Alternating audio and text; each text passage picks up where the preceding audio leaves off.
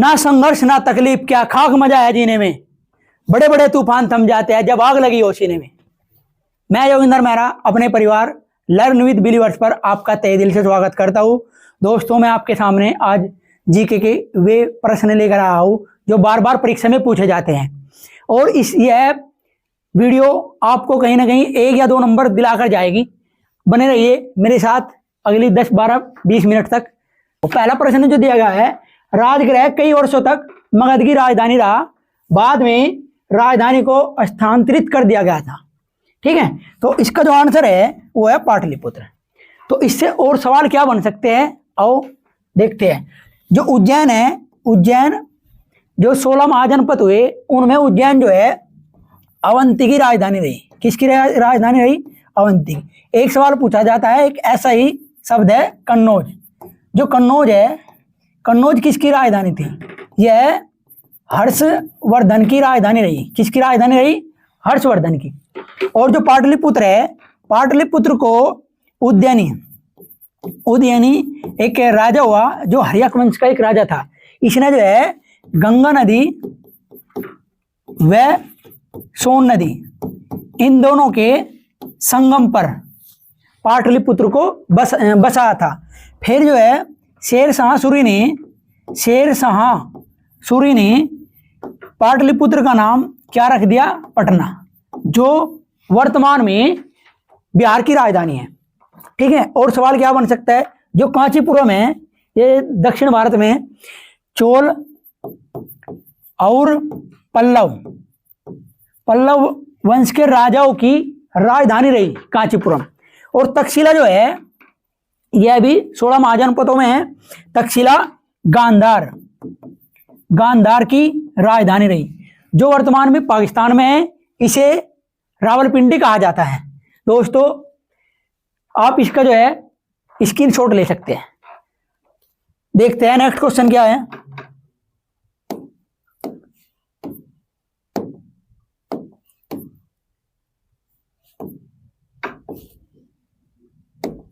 Next question है, B.R. Ambedkar द्वारा दलित वर्ग संघ की स्थापना किस वर्ष की गई थी? बहुत बेहतरीन सवाल है, परीक्षा में आ सकता है, दोबारा से रिपीट हो सकता है। तो इसका आंसर है 1930। और अम्बेडकर से क्या सवाल बन सकते हैं, चलो हम पढ़ते हैं। जो भीमराव अम्बेडकर है, इसने 24 सितंबर 1932 में पूना पैक्ट किया था। पूना पैक्ट, जो पूना पैक्ट है, ये पूना पैक्ट क्या है? ये गांधी और अम्बेडकर के बीच में, गांधी व अम्बेडकर के बीच में एक समझौता था। ठीक है, गांधी और अम्बेडकर के बीच में क्या था? एक समझौता था। इसमें क्या हुआ, जो अम्बेडकर थे, दादा साहब जो अम्बेडकर थे, बाबा अम्बेडकर, ये चाहते कि दलित वर्ग को एक अलग से पृथक निर्वाचन मिल जाए, पृथक निर्वाचन क्षेत्र मिल जाए। लेकिन गांधी चाहते थे कि इसे जो है अलग पृथक निर्वाचक ना देकर आरक्षण दे दिया जाए। तो यह समझौता जो है पूना पैक्ट कहलाता है। ठीक है, और इसमें बात हुई कि जो दलित वर्ग के लोग हैं, जिसमें SC ST OBC आवे, तो इनको जो है आरक्षण दे दिया जाए। और ये समझौता जो है यरवदा जेल में हुआ था। अगर पूछा जाए पूना पैक्ट कहाँ हुआ? यरवदा जेल में, जो पुणे में है, क्योंकि गांधी उस टाइम यरवदा जेल में बंद थे। और सवाल क्या बन सकता है, देखो, जो B.R. अम्बेडकर है, इसने जो है अपने अंतिम दिनों में कौन सा धर्म अपनाया था? बौद्ध धर्म। कब अपनाया था बौद्ध धर्म को इसने? 1955 में। और 1927 में क्या किया था अम्बेडकर ने? ये प्रश्न पूछा जाता है कि मंदिर प्रवेश आंदोलन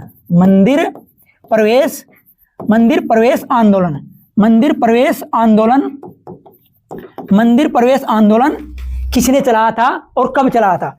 1927 में चलाया था और अम्बेडकर ने चलाया था। आपको पता है, जो प्रारूप जो समिति है या ड्राफ्टिंग कमेटी कहा जाता है जिसे, इसके जो अध्यक्ष थे वो भीमराव अम्बेडकर ही थे। तो इस समिति में 7 सदस्य थे और 7 में से एक सदस्य था मुस्लिम, जिसका नाम था मोहम्मद सादुल्ला। ठीक है, आगे चलते हैं। आप इसका स्क्रीनशॉट ले सकते हैं।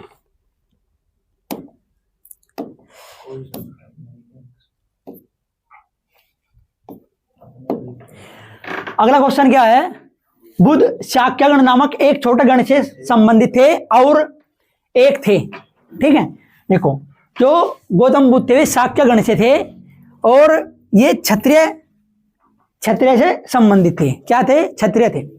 अच्छा, आपको पता है हिंदू धर्म में जो ऋग्वेद है, इसका जो ऋग्वेद में कितने मंडल है? ऋग्वेद में 10 मंडल है। कितने मंडल है? 10 मंडल। और इसका जो 10वां मंडल है ऋग्वेद का, 10वें मंडल में पुरुष सूक्त क्या है? पुरुष सूक्त है। ठीक है, और इस पुरुष सूक्त में ही 4 वर्णों का जिक्र है। कितना? 4 वर्ण है। तो 4 वर्ण कौन कौन से है आपके? ब्राह्मण है, ठीक है, ब्राह्मण है, वैश्य है, क्षत्रिय है और शूद्र है। जो मुख से निकले वे ब्राह्मण कहलाए, जो बाहु से निकले वे क्षत्रिय कहलाए, और जो जांघ से निकले वे वैश्य कहलाए, और जो पैरों से निकले उन्हें कहेगा शूद्र। ये जो 4 वर्ण है कहाँ पे? इनका उल्लेख ऋग्वेद के 10वें मंडल में है। 10वें मंडल को क्या कहा जाता है? पुरुष सूक्त कहा जाता है। ठीक है दोस्तों, जो गौतम बुद्ध है इसे लाइट ऑफ एशिया कहा जाता है। Light of Asia, light of Asia. ठीक है, किसे कहा जाता है? गौतम बुद्ध को। ठीक है, गौतम बुद्ध को लाइट ऑफ एशिया कहा जाता है। गौतम बुद्ध ने जो है बौद्ध धर्म को चलाया था। इसमें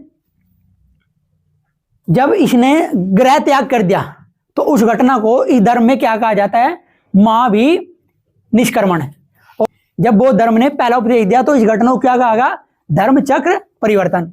और जब इनकी मृत्यु हो गई तो इस धर्म में इस घटना को क्या कहा?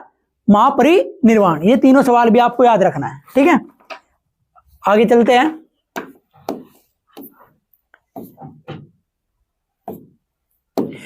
नेक्स्ट क्वेश्चन है, 1919 में गांधी जी ने खालिस्तान के विरोध में सत्याग्रह का आह्वान किया था। तो इसका आंसर क्या है? Role act. ठीक है, रोल एक्ट क्या था? एक काला कानून कहा जाता है, काला कानून। तो ये सवाल भी पूछा जाता है कि रोल एक्ट को काला कानून की संज्ञा किसने दी थी? ये आपके जो हमारे भारत के पहले प्रधानमंत्री थे जवाहरलाल नेहरू ने जो है इसे काला कानून कहा। जो रोल एक्ट है इसे चेम्सफोर्ड, मोंटेग्यू चेम्सफोर्ड भी कहा जाता है। मोंटेग्यू चेम्सफोर्ड सुधार भी कहा जाता है। ये कब आया था? मार्च 1919 में आया था मोंटेग्यू चेम्सफोर्ड या रोल एक्ट। इसमें क्या था? जो भारतीय क्रांतिकारी थे अंग्रेज, उन्हें बिना वकील, बिना दलील, बिना अपील के गिरफ्तार कर सकते थे। ठीक है, तो इसी के विरोध में पंजाब के 2 प्रिय नेता सत्यपाल और सैफुद्दीन किचलू इसका विरोध कर रहे थे। पंजाब में सत्यपाल और सैफुद्दीन किचलू रोल एक्ट का विरोध कर रहे थे। अंग्रेजों ने इन्हें जो है गिरफ्तार कर लिया। फिर इसके बाद इनकी गिरफ्तारी होने के बाद पंजाब में इनके समर्थन में एक शांतिपूर्वक सभा बुलाई गई। और सभा कहां बुलाई गई? ये जो है जलियांवाला बाग में। जलियांवाला बाग में, जो जलियांवाला बाग है ये पंजाब में अमृतसर में पड़ता है। तो यहाँ पे एक शांतिपूर्वक सभा बुलाई गई जब ये गिरफ्तार कर लिए गए इनके विरोध में। तो यहाँ पे जो है किसी ने खबर फैला दी कि ये जो सभा है ये कोई षड्यंत्र रच रही। तो जनरल डायर को किसी ने जो है गलत सूचना दे दी कि यहाँ पे जो है अंग्रेजों के खिलाफ कोई षड्यंत्र रचा जा रहा। तो जनरल डायर ने गुस्से में आके जनरल डायर ने क्या किया? यहाँ पे अंधाधुंध गोलियां चलवा दी। ठीक है, जिसे जलियांवाला बाग हत्याकांड कहा जाता है। तो यह घटना कब घटी थी? जलियांवाला बाग हत्याकांड की 13 अप्रैल और 1919 में। आपको पता होगा 13 अप्रैल को पंजाब में एक त्योहार मनाया जाता है, बैसाखी। ये बहुत ही हर्ष और उल्लास के साथ मनाया जाता है। उसी दिन बैसाखी भी थी और 13 अप्रैल को ही यह घटना घटी। इसीलिए जलियांवाला बाग हत्याकांड को खूनी घटना भी कहा जाता है। क्या कहा जाता है? खूनी घटना। ठीक है, खूनी घटना भी कहा जाता है या खूनी हत्याकांड भी कहा जाता है। अच्छा, इसके बाद और सवाल क्या बन सकते हैं इससे? देखो, भारतीय परिषद अधिनियम, इसे कहा जाता है, क्या कहा जाता है इसे? मार्ले मिंटो सुधार। मार्ले मिंटो सुधार, मार्ले मिंटो सुधार। ठीक है, ये कब आया था? 1909 में आया था मार्ले मिंटो सुधार। इसमें क्या हुआ? अंग्रेजों ने यहाँ पे फूट करो राज करो, फूट करो राज करो की जो है नीति शुरू की थी। और इसी में ही जो है, जो मुस्लिम थे, मुस्लिम जो लोग थे, मुस्लिमों को पृथक निर्वाचन क्षेत्र दे दिया गया था। ठीक है, जो बाद में भारत के दो टुकड़े करता है, क्योंकि इससे जो है फिर मुस्लिम जो धर्म के जो लोग थे, जो मुस्लिम लीग थी, वह एक अलग देश की मांग करते हैं। ठीक है। अच्छा, पिट्स इंडिया एक्ट कब आया? ये 1784 में आया। और पिट्स इंडिया एक्ट में क्या हुआ? नियंत्रण बोर्ड की स्थापना की गई। ठीक है, नियंत्रण बोर्ड की स्थापना हुई। अच्छा, रोल एक्ट के बारे में आपको बता चुका। अच्छा, रेगुलेटिंग एक्ट आपका कब आया था? 1773 में रेगुलेटिंग एक्ट था। और इसी के तहत भारत में प्रथम सुप्रीम कोर्ट की स्थापना होती है, जो कलकत्ता में है। ठीक है, कलकत्ता में सुप्रीम कोर्ट की स्थापना किसके तहत होती है? रेगुलेटिंग एक्ट के। कब आया था? और इसी के तहत जो है भारत में कलकत्ता में प्रथम सुप्रीम कोर्ट की स्थापना होती है। इस सुप्रीम कोर्ट में 4 सदस्य थे और जो इसका अध्यक्ष था वो एलिसा एम्पे था। ठीक है, एलिसा एम्पे। ठीक है, और रेगुलेटिंग एक्ट, इसके तहत जो है बंगाल का गवर्नर भी बना गया था। और इसका आप जो है स्क्रीनशॉट ले सकते हैं। इसके बाद नेक्स्ट क्वेश्चन देखते हैं क्या है। नेक्स्ट क्वेश्चन है, अशोक ने अपने शिलालेखों में उल्लेख किया है कि उसने राजा बनने के खालिस्तान बाद कलिंग पर विजय प्राप्त की थी। बढ़िया प्रश्न है बहुत ही। देखो, जो अशोक है ये मौर्य वंश का राजा था। ठीक है, मौर्य वंश की स्थापना चंद्रगुप्त मौर्य ने की। उसका पुत्र बिंदुसार था, बिंदुसार का पुत्र अशोक था। अशोक जो राजा बनता है वो 269 ईसा पूर्व में राजा बनता है। ठीक है, इसके बाद 8 साल बाद, कितने 8 साल बाद क्या होता है? कलिंग का युद्ध होता है।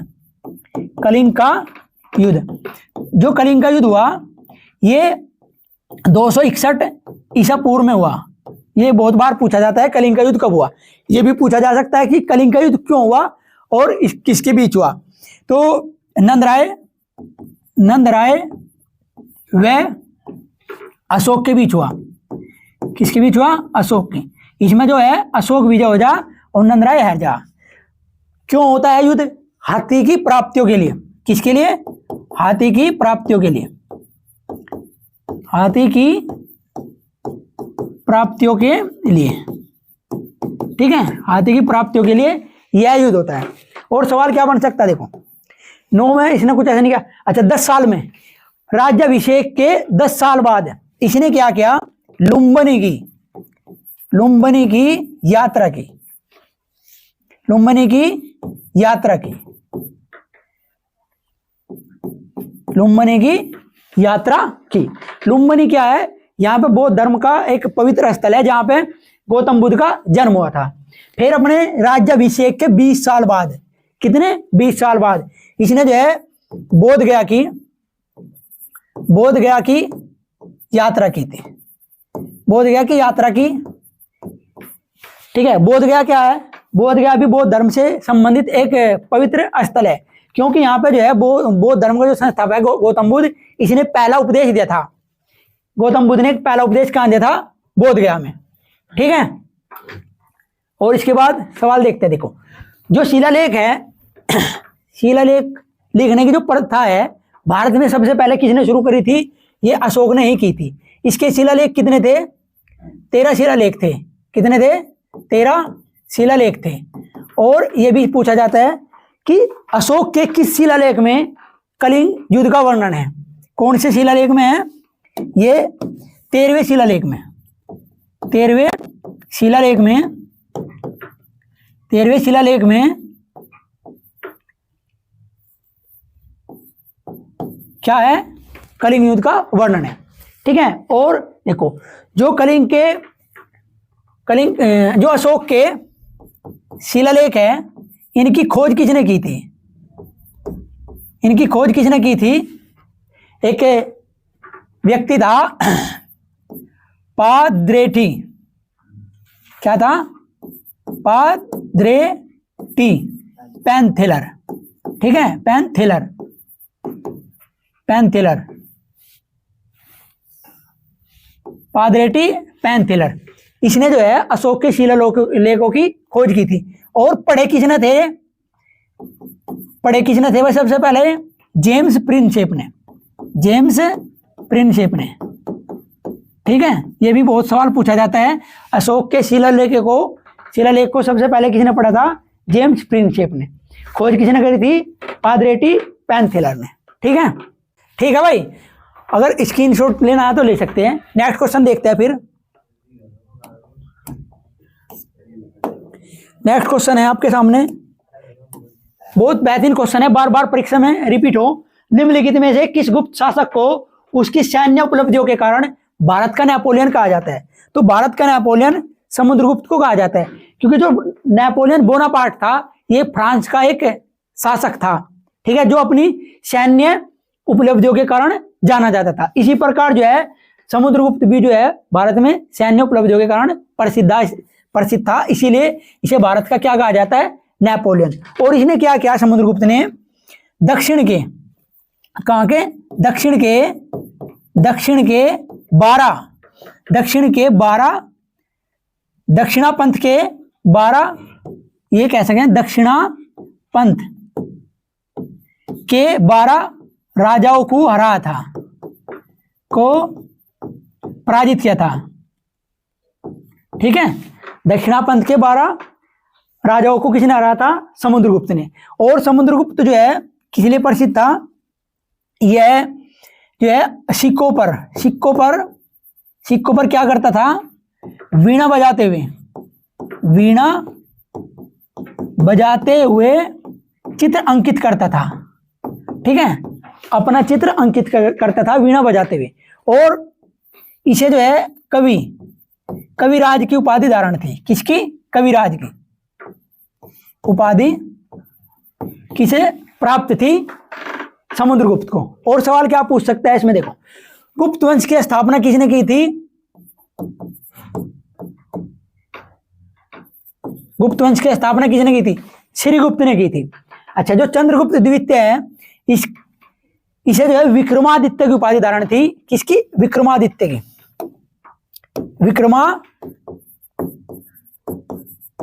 विक्रमादित्य की उपाधि धारण थी। और क्या किया और इसने भाई? चंद्रगुप्त द्वितीय, इसी के शासन काल में एक चीनी यात्री आया था, फायान। ठीक है, फायान किसके शासन काल में आया था? चंद्रगुप्त द्वितीय की। चीनी एक यात्री था। कौन था? एक चीनी यात्री था फायान, जो चंद्रगुप्त द्वितीय के शासन काल में आया था। और जो चंद्रगुप्त द्वितीय है, इसी के शासन काल में 9 रत्न भी रहते थे, जैसे अमरदास, आर्यभट्ट, कालिदास, वराहमिहिर, धन्वंतरी, बेताल भट्ट आदि। इसी के शासन काल में ये महान विभूति रहते थे। ठीक है।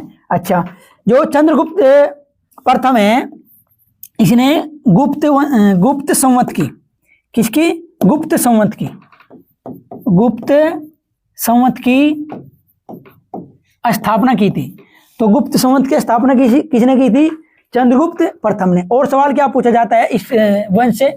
इसे भारतीय इतिहास का स्वर्ण काल कहा जाता है। किसे स्वर्ण काल कहा जाता है? गुप्त वंश को। ठीक है। और एक राजावास में कुमार गुप्त,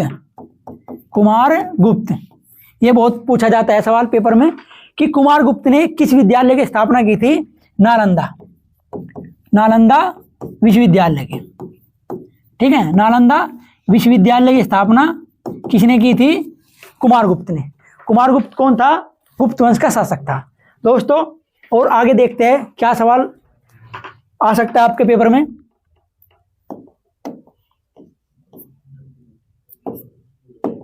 नेक्स्ट क्वेश्चन है, गौतम बुद्ध के भक्तों द्वारा मनाई जाने वाली बुद्ध पूर्णिमा हिंदू माह में मनाई जाती है। तो हिंदू माह में मनाई जाती है, इसका मतलब कौन से महीने में बुद्ध पूर्णिमा आती है, ये पूछना चाह रहा है।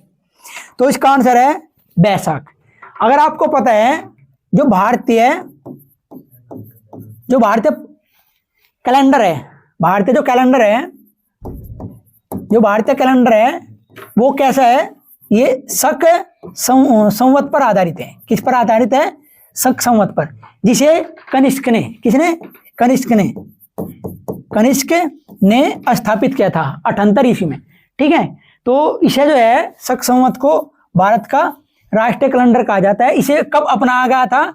23 मार्च 1957 में इसे राष्ट्रीय पंचांग का दर्जा दिया गया था। इसी के अनुसार प्रथम जो महीना है, जो प्रथम महीना है वो क्या है? चैत्र है। कौन सा है? चैत्र। और जो अंतिम महीना है वो क्या है? फाल्गुन है। ठीक है, फाल्गुन है।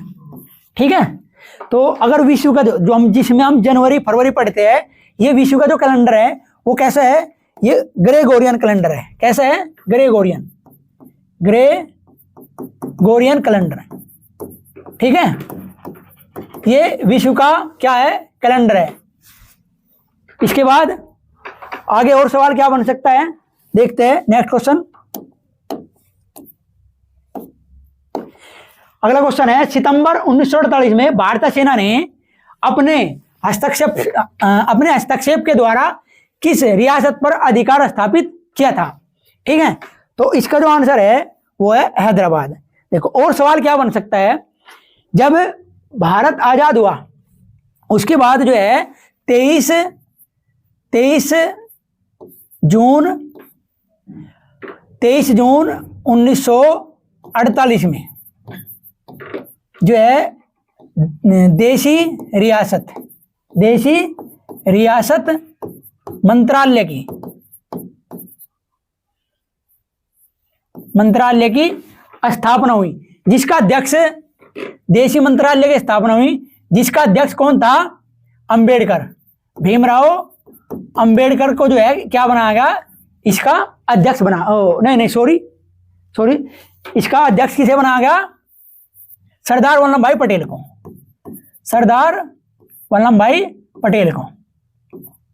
ठीक है, सरदार वल्लभ भाई पटेल को क्या बनाया गया?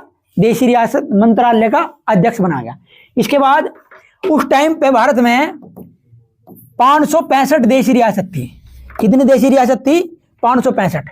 और जब भारत आजाद हुआ तो अंग्रेजों ने कहा कि जितनी भी देशी रियासत है भाई वे स्वतंत्र रहना चाहे स्वतंत्र रह सकती है, और जो पाकिस्तान में जाना चाहे पाकिस्तान में जा सकती है, और जो ब्रिटिश भारत में रहना चाहती है ब्रिटिश भारत में रह सकती है, और जो स्वतंत्र रहना चाहती है वे स्वतंत्र रह सकती है। ठीक है, स्वतंत्र कितनी रही? 3। और पाकिस्तान में कितनी देशी रियासतें गई? 13। और भारत में कितनी रही? 549 देशी रियासतें भारत में शामिल हुई। और इसमें सवाल क्या बन सकता है, देखो जो 3 देशी रियासत स्वतंत्र थी, एक तो थी जूनागढ़ और एक थी जम्मू कश्मीर और हैदराबाद। ठीक है, हैदराबाद। ये भी सवाल पूछा जाता है। जो जूनागढ़ है ये कहाँ पे है? ये गुजरात में है। और जूनागढ़ जब देशी रियासत थी तो इसका राजा कौन था? ठीक है, मावत खान। कौन था? मावत खान। इसका कौन था? राजा था। और जम्मू कश्मीर का राजा कौन था उस टाइम? हरि सिंह। ठीक है, हरि सिंह हिंदू राजा था और यहाँ की जो प्रजा थी वो मुस्लिम थी। हैदराबाद का राजा कौन था? निजाम थे। निजाम कौन थे? उस्मान अली खान निजाम था उस टाइम पे जब हैदराबाद देशी रियासत थी। अब जब जूनागढ़ को भारत में मिलाने के लिए सरदार वल्लभ भाई पटेल ने आग्रह किया तो मावत खान ने मना कर दिया, और ये पाकिस्तान में मिलने के लिए मतलब जो है अपना अधिकार कहता है। लेकिन लेकिन जो यहाँ की जनता थी उनके समर्थन के द्वारा अपनी नीति से सरदार वल्लभ भाई पटेल ने जनमत संग्रह करा। जनमत संग्रह, इस संग्रह के द्वारा, जनमत संग्रह के द्वारा जूनागढ़ को भारत में मिला लिया गया।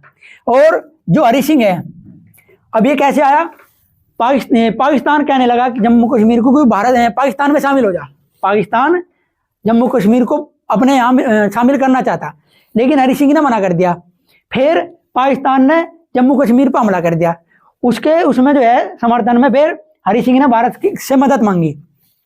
तो हरि सिंह ने भारत से मदद मांगी, तो उस टाइम जो है फिर भारतीयों ने हरि सिंह की मदद की, और उसके बदले में सरदार वल्लभ भाई पटेल ने कहा कि तुम्हें जो है भारत में शामिल होना पड़ेगा। तो इसी वजह से फिर विलय पत्र के द्वारा जम्मू कश्मीर भारत में शामिल हुआ। अच्छा, हैदराबाद कैसे शामिल हुआ? हैदराबाद ने बिल्कुल ही मना कर दिया।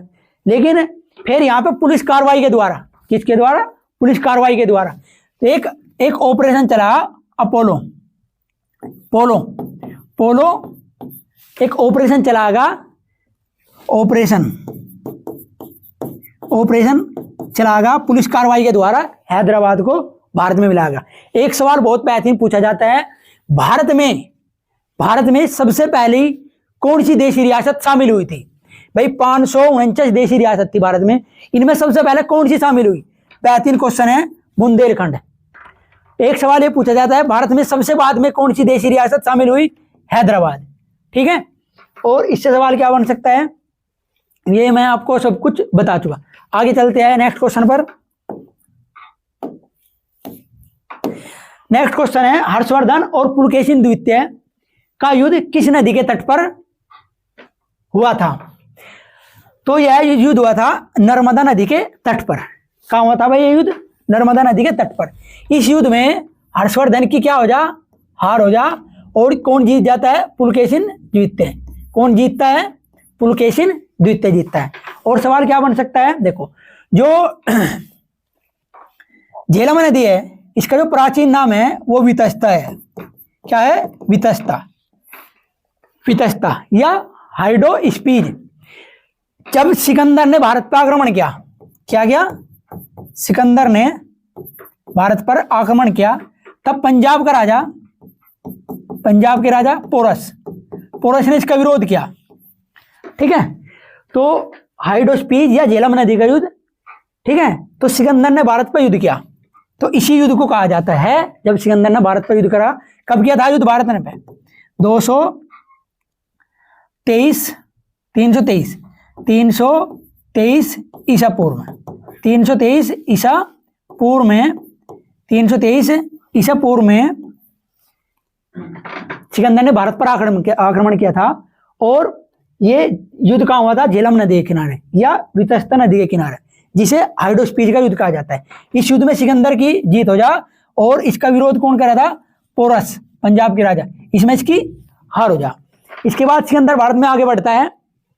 उधर जो है तक्षशिला में जो प्राचार्य थे चाणक्य, उन्होंने सोचा कि भाई कैसे सिकंदर को वापस भेजा जाए। उसने अपनी नीति के द्वारा ये अफवाह फैला दी कि व्यास नदी को जो कोई भी विदेशी पार करता है तो वो किसी बीमारी से मर जाता है या उसकी कोई मृत्यु हो जाती है।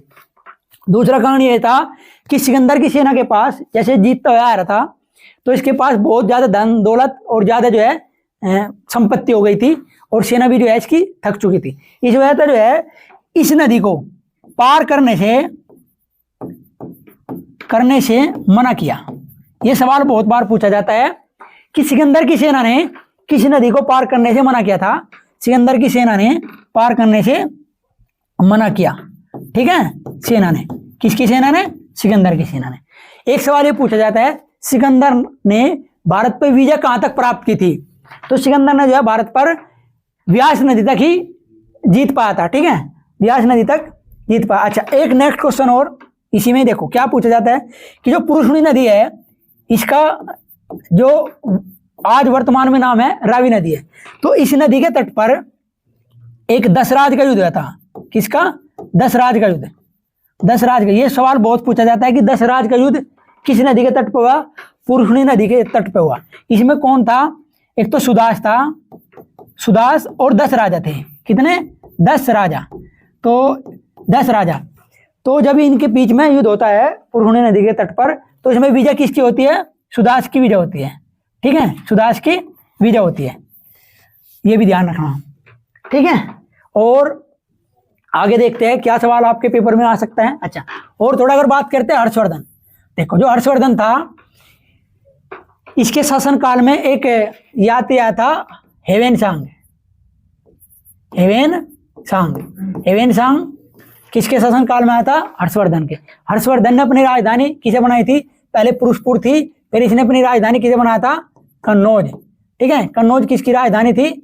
ये हर्षवर्धन ने अपनी राजधानी को बनाया था। हर्षवर्धन एक कवि भी था, ये कविता भी लिखता था, रत्नावली, प्रियदर्शिका, नागानंद, ये हर्षवर्धन की ही क्या है?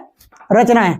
और हर्षवर्धन के शासन काल से ही भारत में जो ये कुंभ के मेले लगे हैं, ये धार्मिक सम्मेलन क्या करता था हर 5 वर्ष में, तो उसी के द्वारा जो है भारत में आज क्या किया जाता है? कुंभ के मेले लगते हैं। और हर्षवर्धन जो है भारत का अंतिम हिंदू राजा था। आगे चलते हैं। ये लास्ट क्वेश्चन था दोस्तों। अगर आपको ये क्वेश्चन लगता है कि कहीं ना कहीं पेपर में आ सकते हैं, या इन प्रश्नों में जो मैं आपको जानकारी दी है आपको लगता है कि ये अच्छी जानकारी है या आपके पेपर से संबंधित है, तो हम जो है आपके लिए और भी प्रश्न लेकर आएंगे। अगर आपको अच्छा लगा है तो हमारी इस वीडियो को लाइक करें, शेयर करें। दोस्तों, मिलते हैं एक नई वीडियो में नए अंदाज के साथ। जय हिंद दोस्तों।